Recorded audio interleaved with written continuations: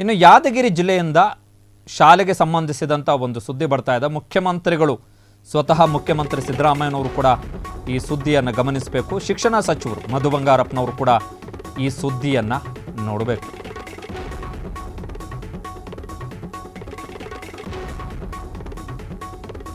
ಅತ್ಯಂತ ದಯನೀಯ ಸ್ಥಿತಿಯಲ್ಲಿದೆ ಸರ್ಕಾರಿ ಶಾಲೆ. ಮಧು ಬಂಗಾರಪ್ಪ ಅವರು ಶಿಕ್ಷಣ ಸಚಿವರಾದ ಬಳಿಕ ಅವರಿಗೆ ಇದ್ದಂತಹ ಕೆಲವೊಂದಿಷ್ಟು ಮಹತ್ವದ ಜವಾಬ್ದಾರಿಗಳಲ್ಲಿ ಇದೆ. ಇನ್ನೇನು ಬೀಳುವ ಸ್ಥಿತಿಯಲ್ಲಿದೆ ಸರ್ಕಾರಿ ಶಾಲೆ. ಮುರಿದ ಬೆಂಚಿನ ಮೇಲೆ ಕುಳಿತು ಮಕ್ಕಳ ವಿದ್ಯಾಭ್ಯಾಸ. ಮುಖ್ಯ ಗುರುಗಳ ಕೊಠಡಿ, ಹೆಡ್ ಮಾಸ್ಟರ್, ದನಗಳ ಹಿಂಡು ಬರ್ತಾ ಇದೆಯಂತೆ. ಸಾರ್ವಜನಿಕರ ಅಡ್ಡೆ ಆಗ್ಬಿಟ್ಟಿದೆ ಸರ್ಕಾರಿ ಶಾಲೆ ಅಂತ ಹೇಳಿದ್ರೆ. ಉತ್ತರ ಕರ್ನಾಟಕ ಯಾದಗಿರಿಯ ಗುಂಡಲಗೇರ ಸರ್ಕಾರಿ ಶಾಲೆಯ ಸ್ಥಿತಿ ಇದು. ಈ ಬಗ್ಗೆ ಮೇಲಾಧಿಕಾರಿಗಳಿಗೆ ದೂರನ್ನು ಕೊಟ್ಟಿದ್ದಾರೆ, ಬಟ್ ಕ್ರಮ ಕೈಗೊಂಡಿಲ್ಲ.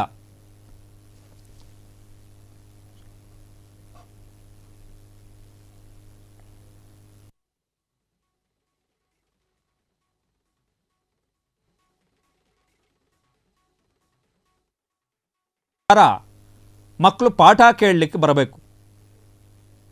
ಮಕ್ಕಳು ಪಾಠ ಕೇಳಲಿಕ್ಕೆ ಬರಬೇಕು.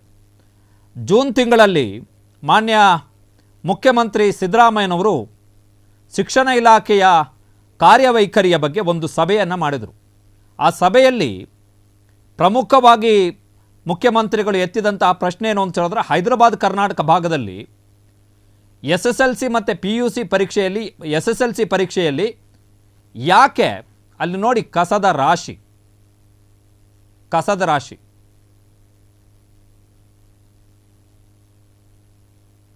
ಸರ್ಕಾರಿ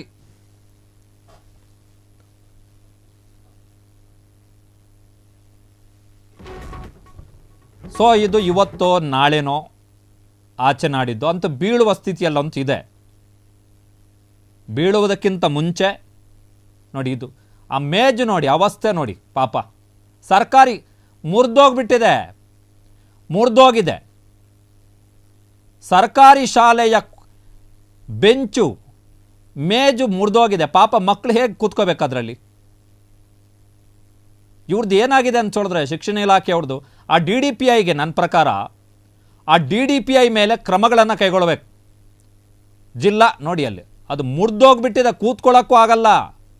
ತುಕ್ಕು ಹಿಡಿದೋಗಿದೆ, ಕಿಟಕಿ ತುಕ್ಕು ಹಿಡಿದಿದೆ, ಬಿರುಕು ಬಿಟ್ಟಿದೆ, ನೀರು ಸೋರ್ತಾ ಇದೆ. ಆ ಬೋರ್ಡ್ ಅವಸ್ಥೆ ನೋಡಿ, ಆ ಬೋರ್ಡಲ್ಲಿ ಬರೆದಿದ್ದು ಕಾಣುತ್ತಾ? ಶಿಕ್ಷಣ ಸಚಿವರು ನೋಡಿದ್ರೆ ಅಲ್ಲಿ ಅನುದಾನಿತ ಶಾಲೆಗಳಲ್ಲಿ ಮಕ್ಕಳಿದ್ದು ಹಾಜರಾತಿಗೆ ಫೇಶಿಯಲ್ ರೆಕಗ್ನೈಸೇಷನ್ ಟೆಕ್ನಾಲಜಿ ತರಬೇಕು ಅಂತೇಳಿ ಬಿಲ್ಡಪ್ ತಗೊಂಡು ಓಡಾಡ್ತಿದ್ದಾರೆ. ಇತ್ತ ಹೈದರಾಬಾದ್ ಕರ್ನಾಟಕದ ಶಾಲೆಯ ಯಾದಗಿರಿಯ ಒಂದು ಶಾಲೆಯ ಸ್ಥಿತಿ ಈ ಪರಿಪ್ರಮಾಣಕ್ಕಿದೆ. ಮೇಜಿಲ್ಲ, ಇರುವ ಮೇಜುಗಳು ಕಿತ್ಕೊಂಡು ಹೋಗಿವೆ, ಬೋರ್ಡ್ ಇಲ್ಲ. ಅಲ್ಲಿ ನೋಡಿದ್ರೆ ಕಸದ ರಾಶಿ. ಅದೇನು ಇವತ್ತು ಬೀಳುತ್ತೋ ನಾಳೆ ಬೀಳುತ್ತೋ. ಮುಖ್ಯಮಂತ್ರಿಗಳು ಜೂನ್ ತಿಂಗಳಲ್ಲಿ ಸಭೆ ನಡೆಸಿದ್ರು ಶಿಕ್ಷಣ ಇಲಾಖೆಗೆ ಸಂಬಂಧಪಟ್ಟ ಹಾಗೆ. ಅವಾಗ SSLC ಪರೀಕ್ಷೆಯಲ್ಲಿ ಹೈದರಾಬಾದ್ ಕರ್ನಾಟಕದ ಜಿಲ್ಲೆಗಳು ಕಡೆಯ ಸ್ಥಾನದಲ್ಲಿದ್ದಾವೆ. ಮುಖ್ಯಮಂತ್ರಿಗಳು ಕೇಳಿದ್ರು, ಏನಕ್ಕೆ ಇಷ್ಟು ನಾವು ದುಡ್ಡು ಕೊಡ್ತಾ ಇದ್ದೀವಿ, ಇಷ್ಟು ಅನುದಾನ ಕೊಡ್ತಾ ಇದ್ದೀವಿ, ಇಷ್ಟೆಲ್ಲ ನಾವು ಪ್ರೋತ್ಸಾಹ ಕ್ರಮಗಳನ್ನು ಕೈಗೊಳ್ತಾ ಇದ್ದೀವಿ, ಯಾಕೆ ಹೈದರಾಬಾದ್ ಕರ್ನಾಟಕ ಭಾಗದಲ್ಲಿ ಫಲಿತಾಂಶ ಕಡಿಮೆ ಆಗ್ತಿದೆ ಅಂತೇಳಿ? ಯಾಕೆ ಅಂತ ಹೇಳಿದ್ರೆ ಇದಕ್ಕೆ ಒಬ್ಬ DDPIಗೆ ಆತನಿಗೆ ಕಾಮನ್ ಸೆನ್ಸ್ ಇರಲ್ವಾ? ಶಾಲೆ ಅಂತಾರೆ ಇದನ್ನು ಯಾರಾದರೂ? ಬಣ್ಣ ಹೊಡೆದು ಬಿಟ್ಟಿದ್ದಾರೆ, ಇಲ್ಲದಿದ್ದರೆ ದೊಡ್ಡಿದ್ದಂಗಿದೆ ಅದು. ಲೆಕ್ಕಾಚಾರ ಏನು ಅಂತ ಹೇಳಿದ್ರೆ, ಈಗ DDPI ಆತನ ಮಕ್ಕಳೆಲ್ಲ ಹೋಗ್ತಾರೆ, ಯಾವುದಾದ್ರೂ ಹೈಫೈ ಇಂಗ್ಲೀಷ್ ಮೀಡಿಯಂ ಸ್ಕೂಲಿಗೆ ಹೋಗ್ತಾ ಇರ್ತಾರೆ.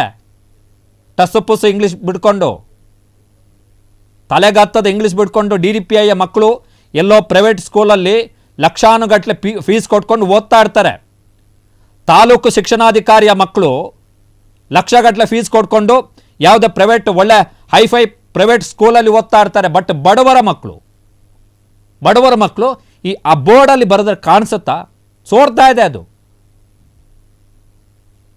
ಈ ಶಿಕ್ಷಣ ಇಲಾಖೆಯ ಜಿಲ್ಲಾ ಉಪನಿರ್ದೇಶಕರು ಇರ್ತಾರೆ DDPI ಅವರು.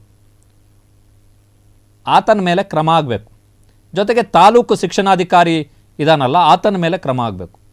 ಈಗ ಅಲ್ಲಿ ಕಳೆದ ಸಲ ಶಾಲಾ ಕೊಠಡಿ ಬೇಕು ಅಂತೇಳಿ ಒಬ್ಬರು ಶಿಕ್ಷಕರು ಪಾದಯಾತ್ರೆ ಮಾಡಿದಂತಹ ಸಂದರ್ಭದಲ್ಲಿ, ಅಂಬೇಡ್ಕರ್ ಅವರ ಫೋಟೋ ಇಟ್ಕೊಂಡು ಪ್ರತಿಭಟನೆ ಮಾಡಿದಂತಹ ಸಂದರ್ಭದಲ್ಲಿ ಆತನನ್ನು ಅಮಾನತು ಮಾಡಿದ್ರು.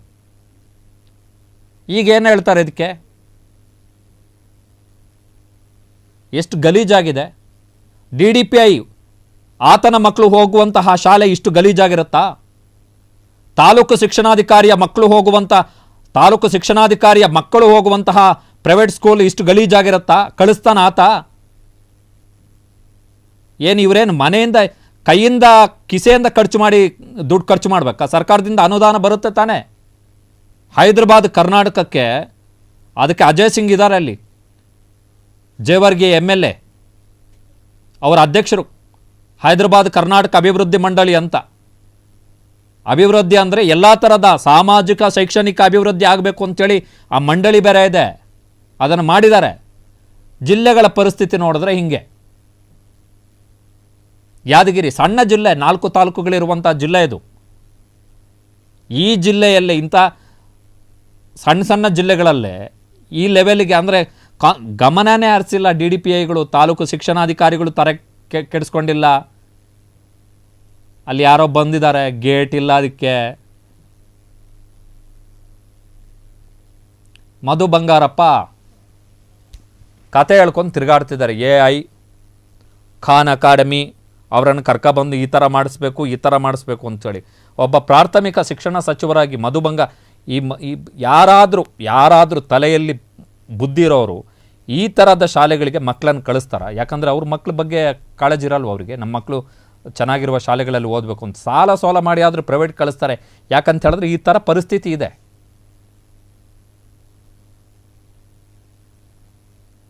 ಫಸ್ಟ್ ಆ DDPIನ ಸಸ್ಪೆಂಡ್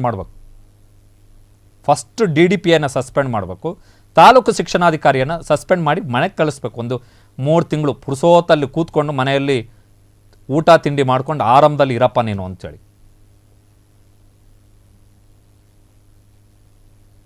ಆ ನೆಲದಲ್ಲಿ ಕೂತ್ಕೊಳ್ಳೋಕ್ಕಾಗತ್ತಾ? ಮಧು ಬಂಗಾರಪ್ಪಗೆ ಇದೆಲ್ಲ ಬೇಕಾಗಿಲ್ಲ. ಮಧು ಬಂಗಾರಪ್ಪ ಈಗ hi-tech education minister. Facial recognition ಹೋದ ತಕ್ಷಣ, ಮುಖ ನೋಡಿದ ತಕ್ಷಣ ಹಾಜರಾತಿ ಪಟ್ಟ ಅಂತ ಬರಬೇಕು. ಇಲ್ಲಿ ಪರಿಸ್ಥಿತಿ ನೋಡಿದ್ರೆ ಅಲ್ಲಿ ಕಿಟಕಿಗೆ ತುಕ್ಕಿಡ್ದಿದೆ, ಬೋರ್ಡಲ್ಲಿ ಬರೆಯೋಕ್ಕಾಗಲ್ಲ, ಕೂತ್ಕೊಳ್ಳೋಕೆ ಕುರ್ಚಿ ಇಲ್ಲ, ಮೇಜು ಮುರಿದೋಗಿದೆ. ಮಧು ಬಂಗಾರಪ್ಪಗೆ ಒಳ್ಳೆ ಚಾನ್ಸ್ ಇತ್ತು as A best Young education minister ಆಗಿ ಏನೋ ಒಂದು ಸುಧಾರಣೆ ತರಲಿಕ್ಕೆ. ಬಟ್ ಮಾಜಿ ಮುಖ್ಯಮಂತ್ರಿಯವರ ಮಗ, ಬಂಗಾರಪ್ಪನವರ ಮಗ, ಅಂತಹ ಒಂದು ಸುವರ್ಣ ಅವಕಾಶವನ್ನು, ಅದ್ಭುತ ಅವಕಾಶವನ್ನು ಮಿಸ್ ಮಾಡ್ಕೊಂಡಿದ್ದಾರೆ. ಮಧು ಬಂಗಾರಪ್ಪ ಶಿಕ್ಷಣ ಸಚಿವರಾಗಿ ಸ್ಮರಣೀಯ ಕೆಲಸಗಳಂತೇಳಿ ಏನೂ ಮಾಡಿಲ್ಲ. ಅದಕ್ಕೆ ಇವೆಲ್ಲ ಉದಾಹರಣೆಗಳಷ್ಟೇ.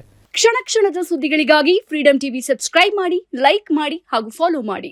ಹೊಸ ಸುದ್ದಿಗಳ ನೋಟಿಫಿಕೇಶನ್ಗಾಗಿ ಬೆಲ್ ಐಕಾನ್ ಮೇಲೆ ಕ್ಲಿಕ್ ಮಾಡಿ.